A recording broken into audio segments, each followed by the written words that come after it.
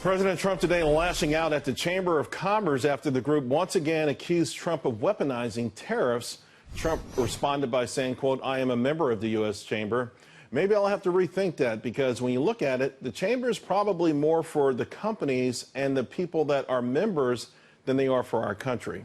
So is he right? We keep hearing consumers and farmers and small businesses are getting hit in this war to make China play fair, but can or will big businesses stop complaining long enough to help us win this war? I want to bring in former investment banker Carol Roth. Carol, I know you're a purist when it comes to this kind of stuff, so I'm sure you side with the Chamber of Commerce, but do you see where President Trump might be coming from here?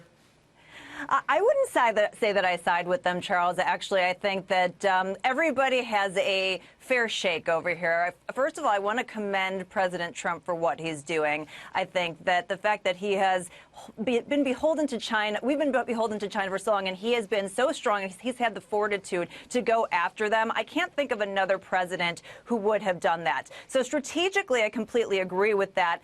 From a mechanism standpoint, a tactic, I probably would have gone in the IP direction.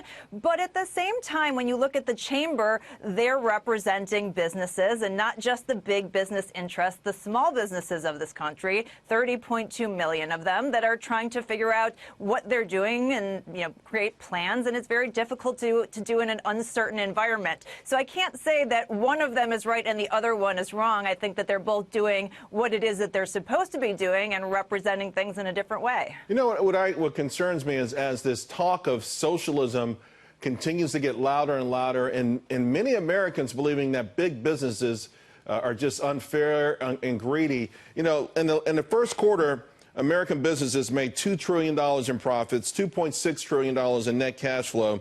Their record was in the third quarter of last year. So, even people who are just sort of apolitical may look at that and say, gosh, hey, maybe if the farmers are being attacked, maybe businesses can put off the buybacks for a quarter or two. Maybe they could be okay with, instead of 40% profit margins, 38%, just for a quarter or two to get some skin in the game.